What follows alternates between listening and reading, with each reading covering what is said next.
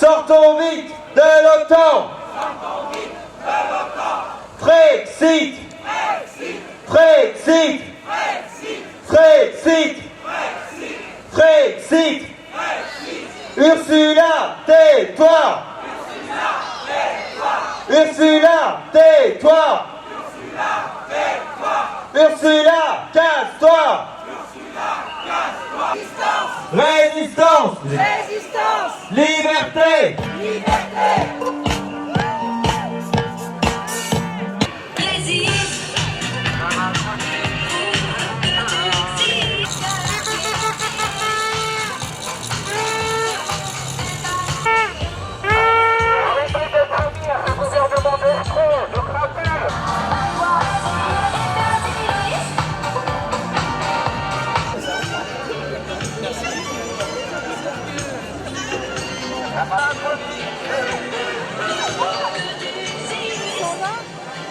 Macron, destitution. Macron, destitution. Macron, destitution.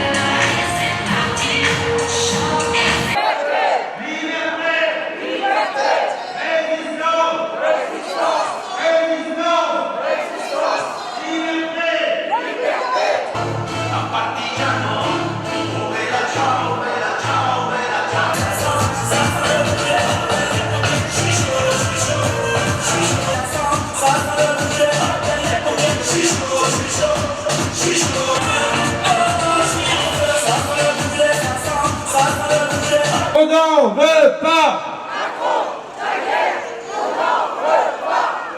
Résistance.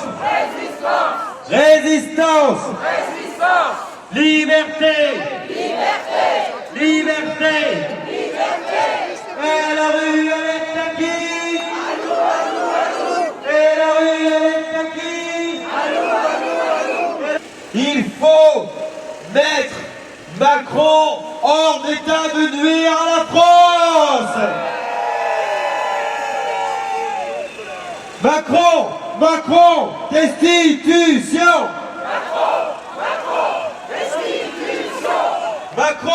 Macron, destitution.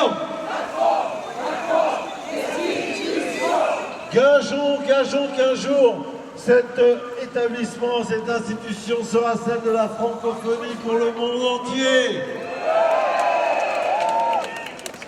Nous traversons la place de Fontenoy, où il faut le rappeler, nous avons été les seuls, durant l'entre-deux-tours de l'élection présidentielle de 2022, les seuls à prendre nos responsabilités. Macron, destitution. Mesdames et messieurs, je vous prie de faire un tonnerre d'applaudissements à messieurs Romain Bessonnet et Pierre-Yves Rougeron. Mes chers camarades, compagnons, je voulais vous dire 2-3 petites choses aujourd'hui. La première, c'est que la dernière fois, nous avons parlé de l'OTAN et il y a un événement qui a eu lieu il y a quelques mois.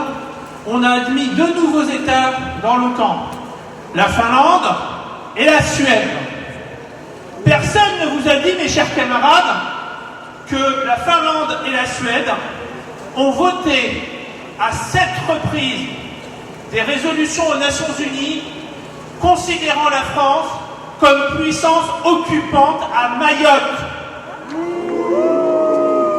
On a admis ces 2 pays en ne leur demandant pas de dire que Mayotte est en France, chez elle, aujourd'hui et pour toujours.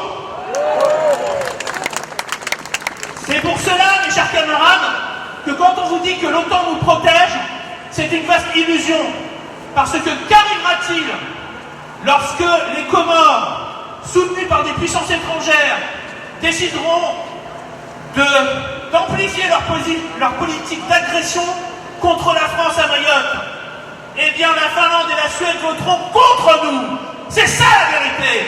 Et aucun parlementaire français n'a mis son veto à cette ignominie, y compris ceux du Rassemblement national qui se sont abstenus sur la question de l'adhésion de la Finlande et de la Suède à l'OTAN.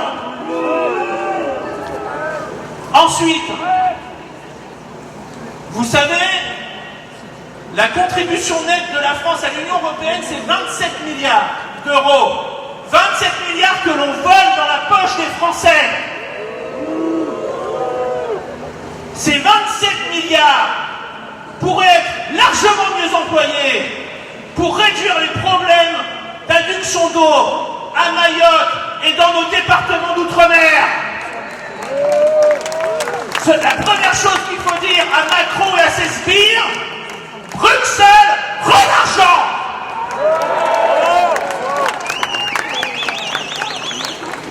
Rends l'argent, Bruxelles, rends l'argent, Bruxelles, rends l'argent, Bruxelles, rends l'argent, Bruxelles, rends l'argent, Bruxelles.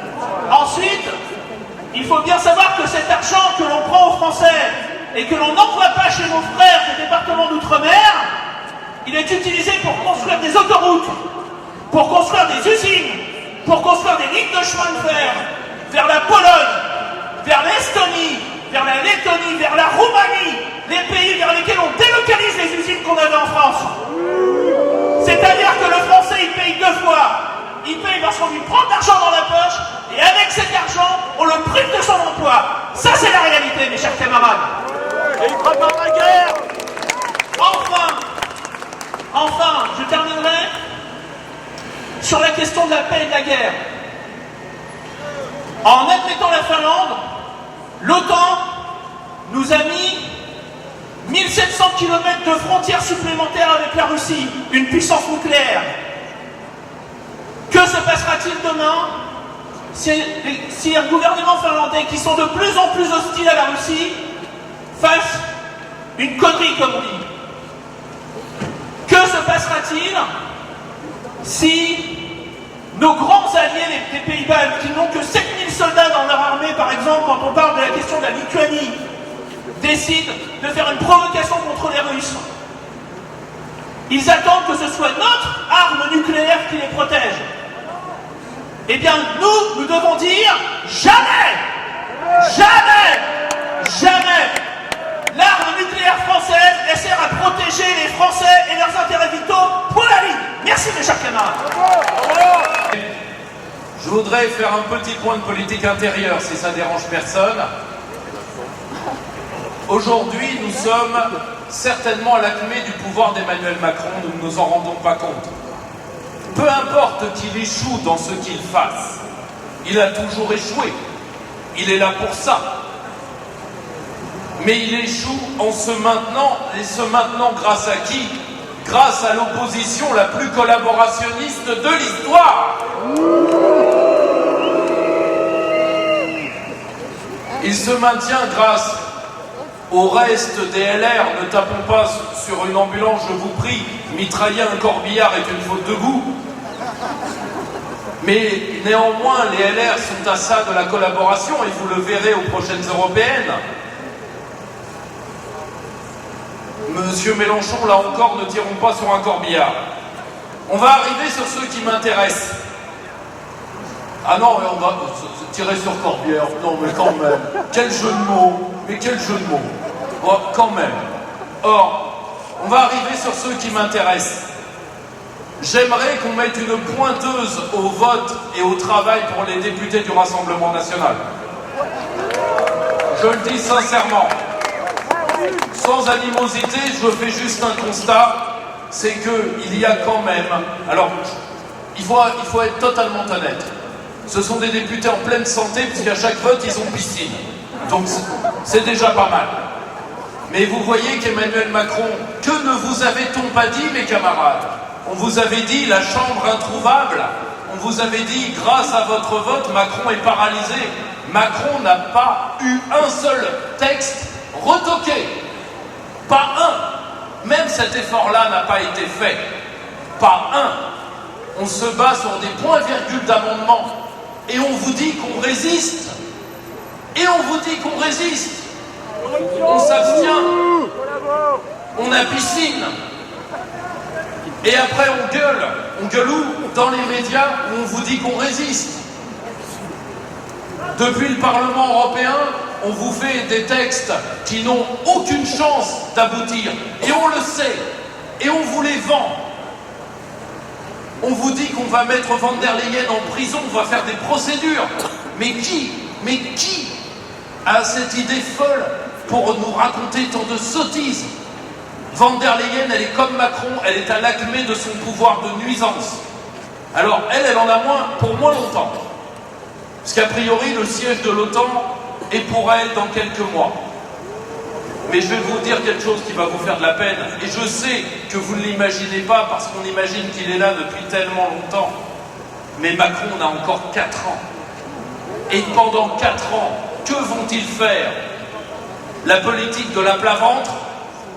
Eh bien malheureusement, mes amis, je vous le dis, vu que tout le monde a laissé choir, vu que tout le monde a laissé tomber notre pays, eh bien pour éviter que notre peuple soit disloqué, notre patrie déchirée, la dernière digue de défense, c'est vous.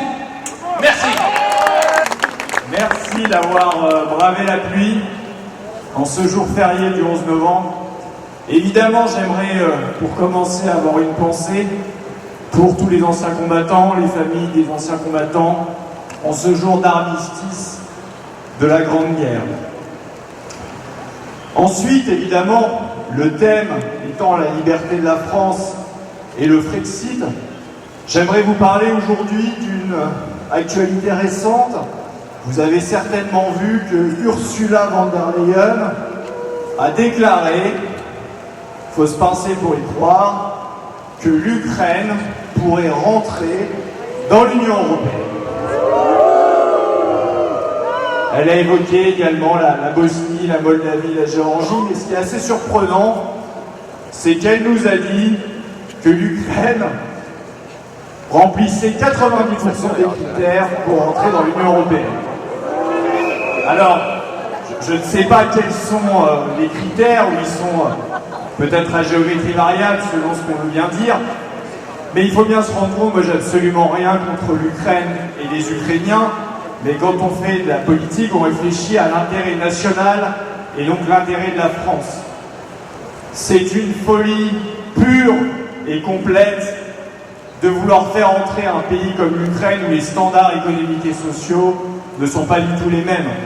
Vous ne le savez peut-être pas, mais si vous prenez le salaire minimum brut, il est de 175 € en Ukraine.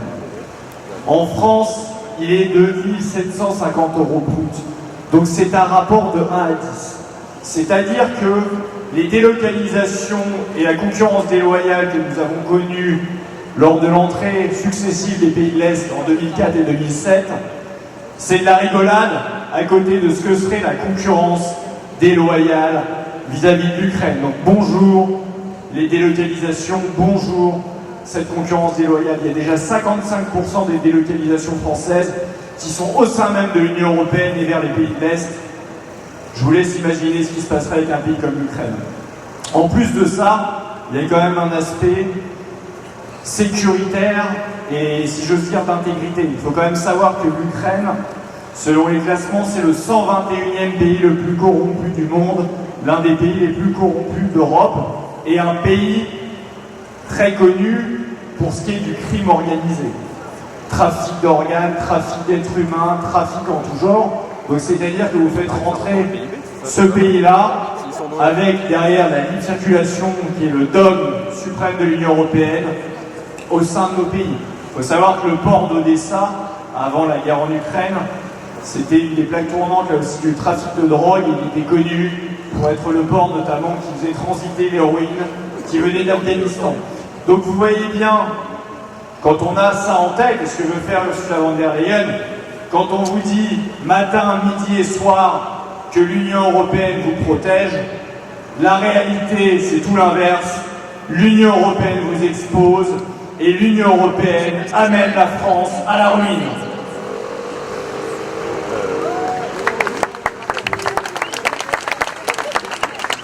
J'entends évidemment scander le Frexit. La solution pour la France, si on veut arrêter ce massacre, c'est évidemment le Frexit, c'est évidemment de reprendre le contrôle.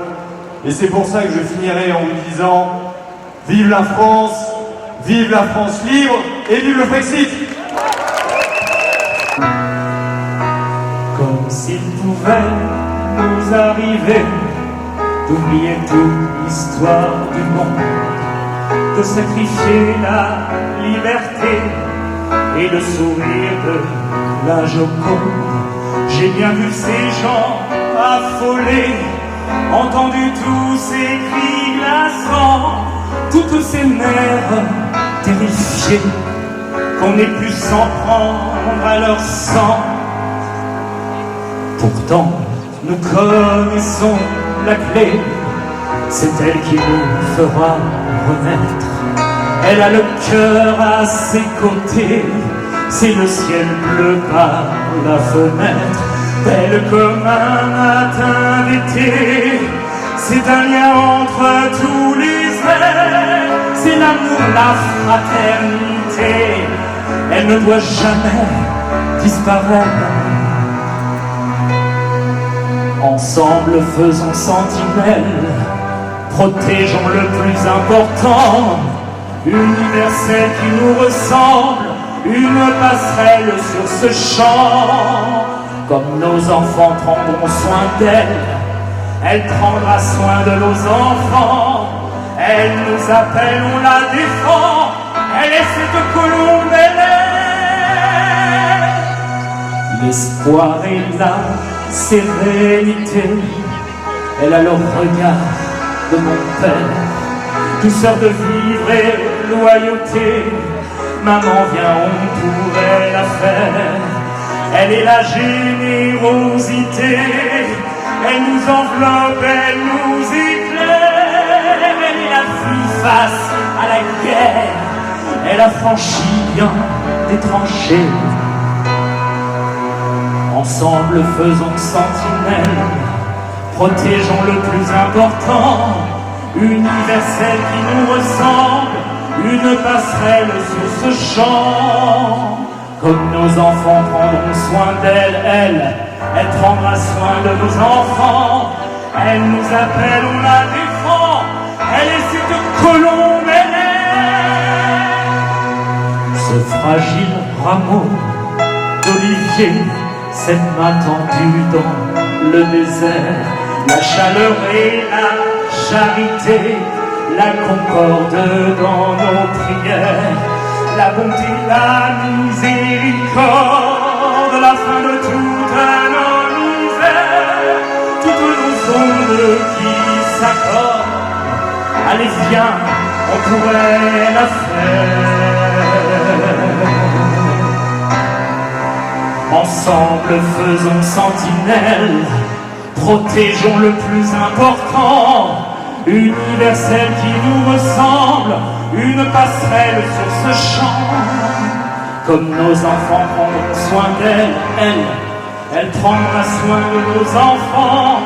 Elle nous appelle, on la défend.